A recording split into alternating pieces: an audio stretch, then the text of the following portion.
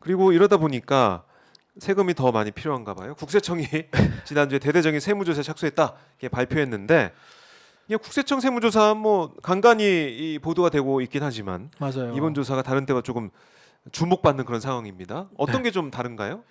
제가 이제 국세청을 출입을 네. 계속 하고 있고 해왔는데 오랫동안 해왔는데 이제 국세청 세무조사는 진짜 말 그대로 계속 정권이 바뀔 때마다 해왔던 것들이고 그리고 이제 그 세무조사의 또 약간의 그 질적인 측면이 약간 다를 수 있어요. 정기 세무조사냐, 특별 세무조사냐, 네. 그리고 그 특별 세무조사는 기획조사냐 또 달라요. 예. 예.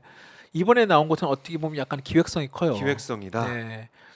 지금 MBC 상대로 막 국세청이 막 조사하는 것도 뭐 정기 세무조사라고 하면서 물론 대기업들은 5년마다 무조건 정기 세무조사를 하고 있어요. 네. 대법인. 하고 있지만 네.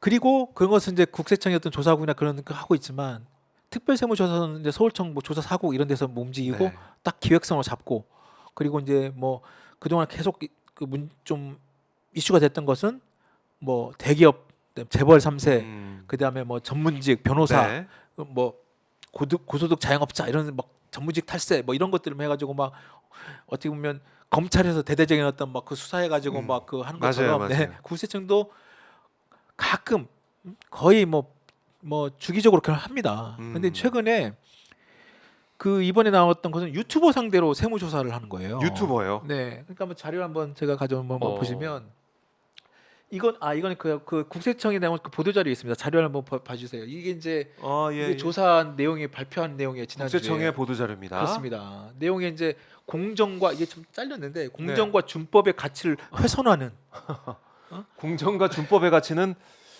이거 뭐 대통령실에 물어야 되는 거 아닌가요? 근데 밑에 보면 연예인, SNS 예. 리치, 플랫폼 사업자, 지역 독자 사업자 84명이거든요. 그 밑에 유형을 보면 연예인, 유튜버, 플랫폼 사업자, 건설 이렇게 나오는데 네. 뭐 건설업, 유통업, 지역 토착 사업자는 뭐 그냥 그런다 하고 뭐 그건 뭐 맨날 하는 것이고 네. 그다음에 연예인, 운동선, 웹툰 작가도 저 부분도 과거에 많이 했던 것들 중 하나예요. 고소 자영업자 전문직에 포함되는 중 하나인데 유형 두 번째 유튜버 인플루언서 있잖아요. 네. SNS 리치 이게 26명이에요. 그 밑에 보면 후원금 수입과 광고 수입을 신고 누락한 유튜버. 네. 사적 경비를 벌인 법인 비용으로 처리한 인플루언서. 어허. 그리고 허위 인건비를 계상한 쇼핑몰 운영자 이렇게 나오거든요. 네. 어떻게 봐야 이게 될까요? 이게 유튜버가 요즘에 최근에 다음 또 그 조사 배경 그 자료를 보시면 여기 또 재밌게 아주 이번에 그 국세청이 자세하게 설명을 했어요. 네. 저는 이렇게 자세하게 설명한 것도 좀 오랜만에 보는데 두 번째 유형 SNS 확산으로 급증한 소득을 네. 신고 누락한 유튜버. 네. 인플루언서 그리고 이제 거기 보면 후원금, 광고 수입 신고 누락 그리고 구독자로부터 받은 후원금 네. 수입. 어. 박정우 기자 한 번씩 저희 슈퍼챗 그러니까요. 후원금 여기에 포함됩니다. 여기에 네, 포함되는군요. 광고 수입을 신고 누락하고 실거리 네. 없이 거짓 세금 뭐 계산서 그다음에 사적 경비, 허위 네. 건비. 그 밑에 이제 그 자료로 구독자 10만 명 이상 유튜브 채널 수가 나와요. 이런 것도 통계로. 2015년에 367개에서 네. 작년 1월 기준으로 더 늘었겠죠. 6,767개예요. 네. 하하. 10만 명. 맞네요. 지금 우리는 140만 명이잖아요. 네, 140만. 여기서 이제 훨씬 더 많은 지금 여기 보면 저 안에 들어가 있겠네요. 상위 1%에 네. 지금 뭐 이렇게 좀 포함이 될 가능성이 크죠. 음. 근데 이번에 이렇게 발표를 하면서 네. 과연 최근에 그 더 탐사 포함해 가지고 네. 정권의 비판적인 어떤 유튜브 그 매체. 유튜브 매체들을 상대로 한 어떤 그런 부분들이 어. 조사들이 굉장히 많이 이루어졌어요. 그래요. 근데 여기에는 포함이 아직은 음. 됐다는 얘기는 없는데 오히려 지금 다른 어떤 유튜버들 있잖아요. 지금 여러 가지 뭐 이런 경제나 아니면 쪽 금융이나 부동산이나 네. 그다음에 뭐 쉽게 말하면 아까 웹툰을 통하는 뭐 이런 부분들 그리고 뭐 그런 걸로 지금 굉장히 많은 유튜버들이 있어요. 네. 돈 번 사람들. 어허. 최근에 그래가지고 어떤 그 일부에서는 과연 얼마 전에 김어준 씨가 지금 TBS 뉴스공장 나왔잖아요. 네, 네. 나와가지고 지금 그 한 일주일에 좀 100만 넘으면서 수입 광고 수입 포함해가지고 후원금 수입이 엄청나다. 그런 라는 보도가 있었죠. 보도가 많았습니다. 네. 그러면서 계속 지금 그 일부에서는 음. 이런 부분들을 국세청 세무당국이 예의주시하고 있다라는 측면이 있는 거죠.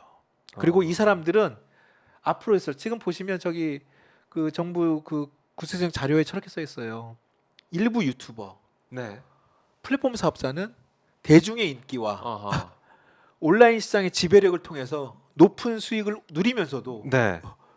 세법상의 의무를 이행하지 않으며 음. 온라인 산업 생태계 경쟁 질서와 건전 성장까지 저해하고 아하. 있다. 예. 어마어마합니다. 지금 그렇네요. 저렇게 되면 정말 일부 유튜버는 정말 파렴치한 그 아주 나쁜 사람이 되는 거예요. 몰리게 되는. 그리고 네. 밑에 설명도 보면 대중의 사랑, 음. 지역 사회 영향력, 제도 인프라에 기초하여 고소득을 누리는 연예인, 유튜버. 그래서 탈루 혐의가 확인된 연예인, SNS 리치, 네. 강도 높은 세무조사를 착수하겠다. 아. 이렇게 나와요.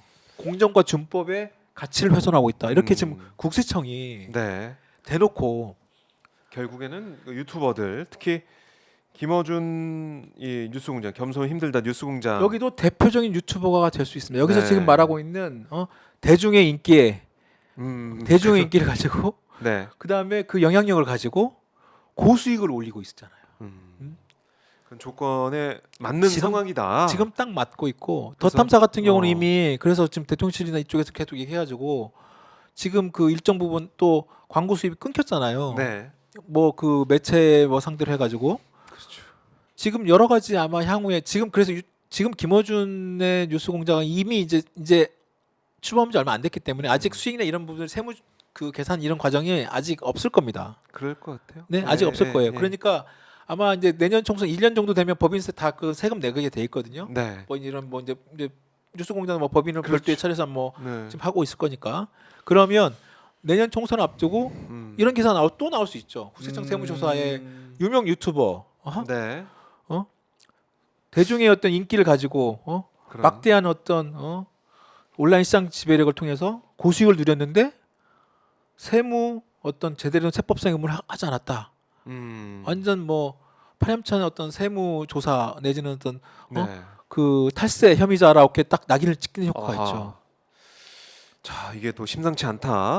그래서- 어떻게까지 흘러가게 될지 모르겠다. 이번에 국세청 발표했을 때 웹툰 작가 유명한 웹툰 작가 자기가 실토를 했어요. 커밍아웃 했어요. 네. 그 아마 여러분도 아실 텐데 지금 그 네이버 그 카툰에 이렇게 유명한 여신강림 네. 그 그림 네. 그 작가가 자기가 이번에 세무조사를 받았다. 아. 그리고 이제 뭐 그 자기 수입이 엄청 많아요. 이분이 네. 지금 뭐 빌딩도 갖고 있고. 그래요? 근데 자기가 지금 작년 11월달에 조사를 받으면서 일무 해명을 했다. 다 소명이 됐고 국세청에서도 세무당국에서 일정 부분 소명이 됐다고 했는데 지금 나온 자료를 보면 완전히 자기가 지금 탈세 완전히 그 엄청난 지금 뭐 세금 탈루자가 돼 있는 너무 좀 억울하다라고 얘기 네. 하는데 글쎄요. 이 뭐 조사는 하고 있으니까 결과는 나올 테고 네. 결국 이게 물론 잘못된 부분이 있다면 당연히 조사를 통해서 그럼요. 법적인 조치 단죄를 받아야 될 텐데 이게 어떤 뭐 정치적 목적이 있는 게 아니냐 결국에는 어떤 TBS에서 쫓겨난 그 뉴스공장이 유튜브에서 활동하고 있는 이런 모습들 또 현 정부의 비판적인 목소리를 가지고 있는 유튜버들 겨냥해서 뭐 입막이용으로 아니면 뭐 비판하기 위한 아니면 또 반대로 네. 이번에 자세하게 그 국세청에서 자료 낸 것 중에 자세하게 어떤 막 그 세무조사 그리고 탈루 내용 과정을 자세하게 설명을 해줬어요. 네. 뭐 이따 뭐 도표도 하나 살짝 보여드리면 되는데 그러니까 뭐 이런 과정, 뭐 유튜버가 어떻게 해서 저렇게 돈을 빼돌려 가지고 어떻게 썼다라는 것들이 막 자세하게 막 설명도 하고 네. 그다음에 어떻게 찾아냈다라는 식까지 또 국세청 막 얘기를 했거든요. 제가 보기에는 오히려 이번에 국세청의 세무조사 결과 발표 내용을 뭐 김어준의 뉴스공장이 됐든 아니면 네. 정부의 비판적인 어떤 그 많은 어떤 그 뭐 구독을 갖고 계신 유튜버분들은 세무 그 계산을 잘 하시면 될 것 같습니다. 여기에 맞춰서 아예 우리 이렇게 조사할 테니 여기에 맞춰서 조심하라라는 경고가 사인될 수도 있고 오히려 뭐 별 문제가 없다라고 인증이 되는 셈일 수도 있고. 그렇죠. 근데 조사 과거에 이후에. 국세청이 세무조사 지금은 많이 그 뭐 좀 덜 한다고 합니다만 제가 그동안 그 출입할 때 보면 국세청도 정치적 세무조사에 굉장히 많이 휘둘렸었어요. 과거에 옛날 노무현 정부 끝나고 이명박 정부 나오자마자 저기 여기 그 광화문에 노 대통령이 자주 갔던 삼계탕집이 있었거든요. 네. 그 삼계탕집 세무조사를 엄청나게 털었어요. 아, 국세청이 예. 세금을 엄청나게 때렸어요. 갑자기 그래요? 들어닥 쳐가지고 허. 노무현 대통령이 다녔다는 그 이유만으로? 삼계탕 이윤으로 예. 야. 아 정말 그런 사례들이 과거에도 계속 있었고 기업들도 마찬가지예요. 옛날에 그 뭐죠 어디입니까 그 노무현 대통령 연관됐던 그 네. 갑자기 이름이 생각 안 나요. 그 무슨 실업이었죠? 그 거기에 상낸 그 네. 노 대통령 후원회장 했던 네. 그 회사에 대한 엄청난 세무조사를 들어가가지고 탈탈 털어가지고 거의 그 음. 회사 망했잖아요 결국은. 음.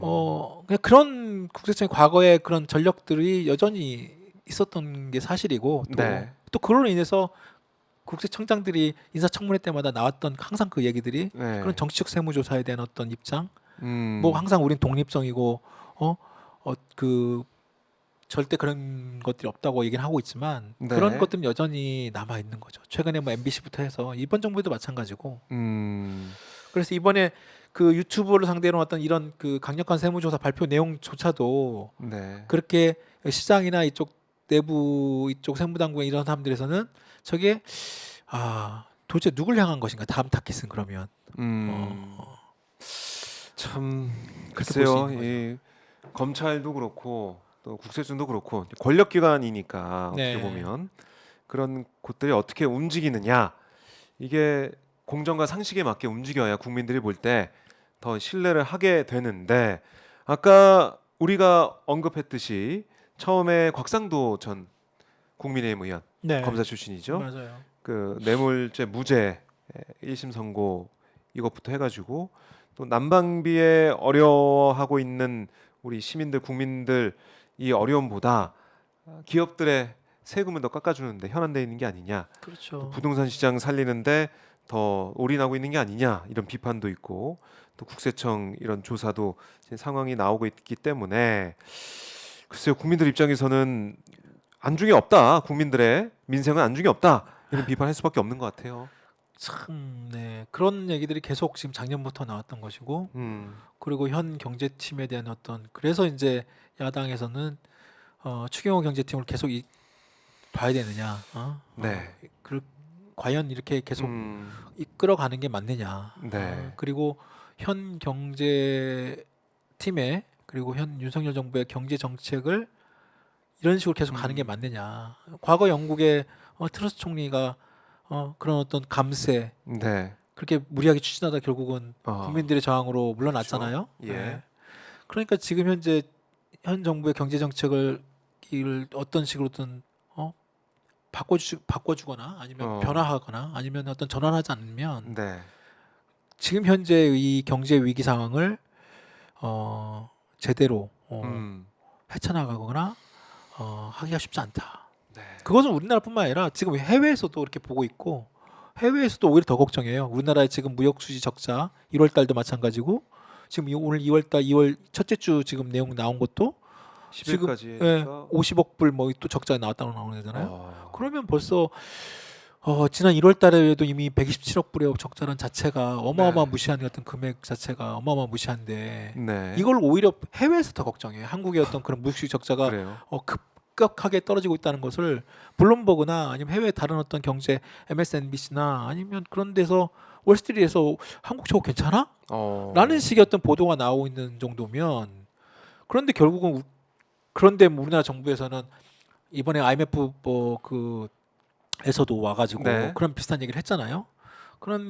그리고 IMF에서도 한국의 어떤 그런 경제 전망치를 다른 어떤 선진국에 비해서 더 낮추고 또 심지어 또 최근에 어떤 그 한국의 경제 전망이 일본에까지도 뒤지고 네.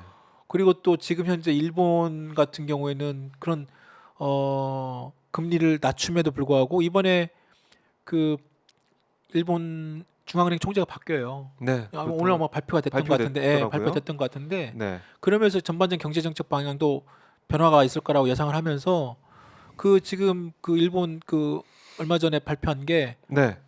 그 따뜻한 자본주의, 뭐 새로운 자본주의를 얘기를 하고 있습니다. 일본에서 기업들로 하여금 임금 인상을 얘기를 하고 있어요. 하하. 기업들이 오히려 더 적극적으로. 오히려? 예. 작년에 우리나라 전경련 같은 그 게이단련이라고 그 전경련이 그 일본의 그 게이단련을 모방해서 만든 거거든요. 재벌 기업들의 어떤 그런 친목 단체. 네.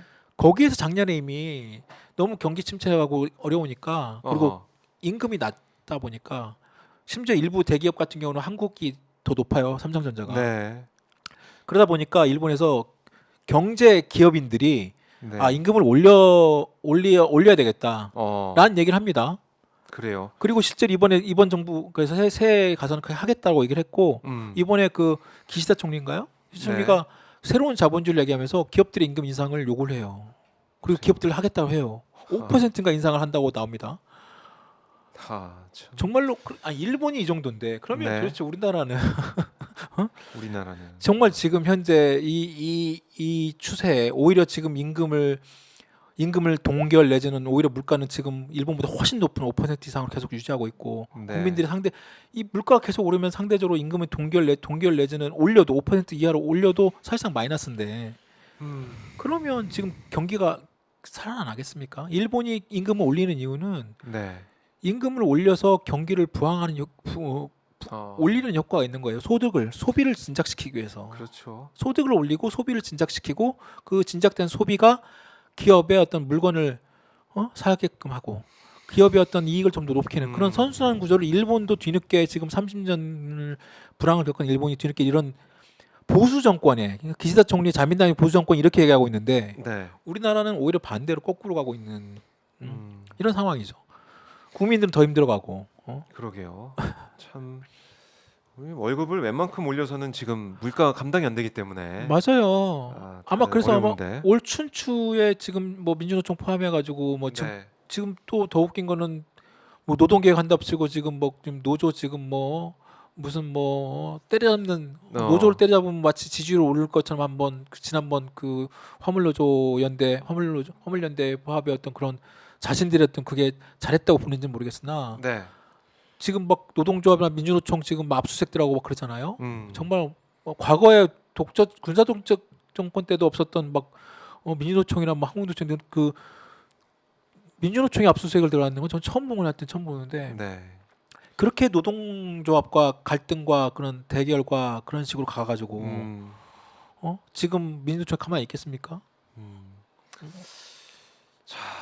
이거 정부는 이제 중국이 리오프닝하고 이렇게 하면 경제가 좀 더 괜찮아질 거다 하반기로 갈수록 네. 이런 얘기도 하고 있는데 그 기대 하나 갖고 있죠 지금 그 아. 기대감.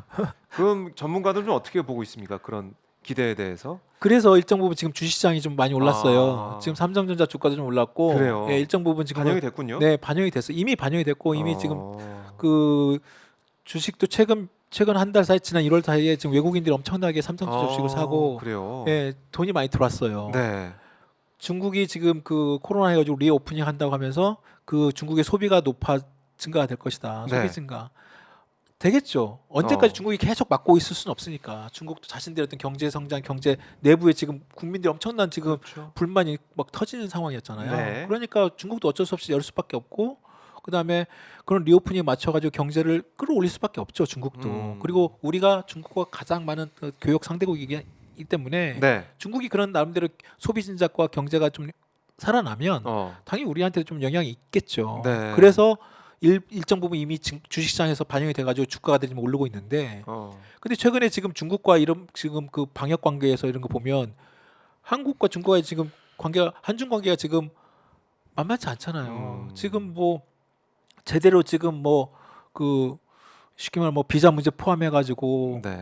지금 뭐 또 뭐 한미중 사이에서 한국이 지금 껴가지고 지금 여러 가지 반도체 이슈 포함해가지고 네. 제대로 지금 한국이 아직 중국에 대한 어떤 그 외교적인 부분이 아직 잘 정립이 안 돼 있잖아요. 그리고 최근에 지금 무역 적자의 상당수가 중국발로 인한 어떤 그 적자죠. 부분이 엄청나게 크다는 거 아니에요? 네.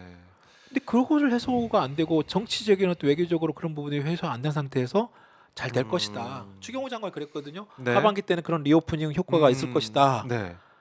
근데 처음에 주식시장에 있는 그쪽 애널리스트도 그런 기대를 했다가 요즘은 약간 반신반의로 돌아섰대요. 그래요? 그렇죠. 요즘 다시 네. 주가가 좀 약간 정체인데 음, 반신반의로 돌아섰다는 게 뭐냐면 불투명하다는 거예요. 그게. 아직은 예. 그리고 그 리오프닝이 우리나라한테 정말로 도움이 될까? 이번에 지금 중국이 단체 여행을 허가를 했잖아요. 한국은 빠졌어요 거기에 나라가. 한국, 미국, 일본이 빠졌더라고요. 예. 딱 그럼- 한미 아, 네. 그러면 뭐 일본, 미국 그 사람들이야 뭐 중국 관광에 와도 뭐 괜찮고 안 와도 같고 내부적으로 기본적으로 어떤 관광 수요가 있기 때문에 괜찮아요. 네. 근데 한국은 직격탄을 맞아요. 명동에 중국 관광객이 오는 것과 안 오는 것의 차이는 엄청난 그렇죠. 차이잖아요. 예. 근데 한국이 빼버려요. 그럼 중국은 그러면 그 리오프닝 효과를 도대체 어떻게 얻을 거냐? 당장 그 끝나자마자 그러니까 뭐 관광업계나 쪽 주가 또 떨어지고 화장품 업계 다시 또 폭락하고 예. 그러다 또 그러니까 너무 이게 변동성이 크고 막 업앤다운이 크니까 네. 기업들도 힘든 거죠. 이 어렵습니다. 경제 어려운데 정부가 잘 대응해야 된다. 그렇죠. 어떤 분이 부족한지 저희가 김종철 찐경제에서 다 짚어봤는데요. 네.